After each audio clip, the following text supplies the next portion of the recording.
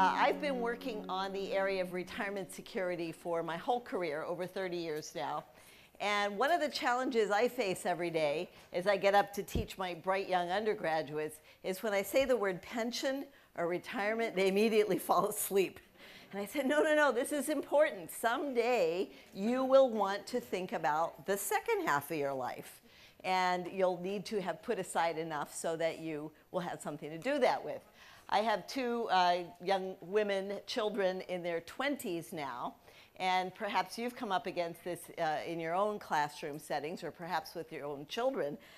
When I talk to them about saving for retirement, they say, oh no, I have too many things I need now. I need to pay back my loans, I have wants, I want to save for a house, whatever.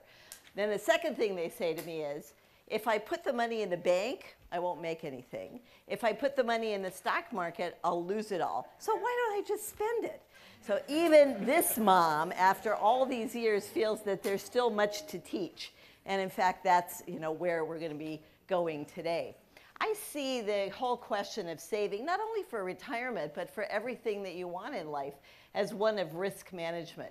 That is, if you have a little bit of money in the bank or in some relatively safe asset, then it's more likely you'll have degrees of freedom when the shocks come upon you.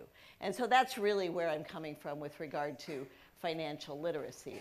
So I'm going to talk a little bit today about the extent of financial ignorance. Some of this comes from the book on financial literacy, which Anna Maria Luzzardi and I put out, and there's some handouts going around.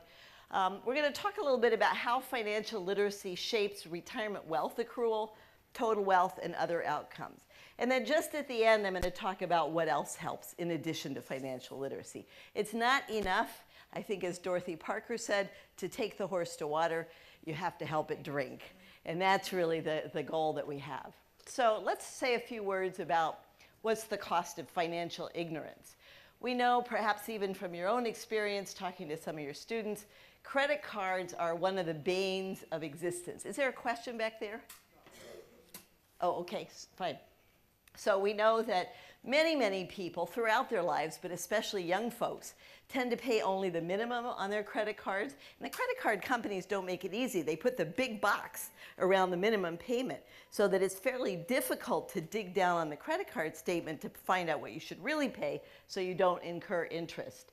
They pay late. They exceed the card limit frequently, not realizing that then there's additional costs. And they use the credit card for cash advance. So perhaps many of you, when you get your credit card bill, there's those blank checks at the end. And what they want you to do is use them, because then you start incurring higher fees. The total cost of fees for these four behaviors has been estimated at $27 billion a year. And in particular, the people who are least financially literate pay a lot more of these fees across the board. 1/3 of the fees they pay are due to these behaviors linked to not knowing what they're really doing. So by financial literacy or knowledge, what I'm looking at is the ability to understand economic information and to act on it in a way that makes them as well off as possible.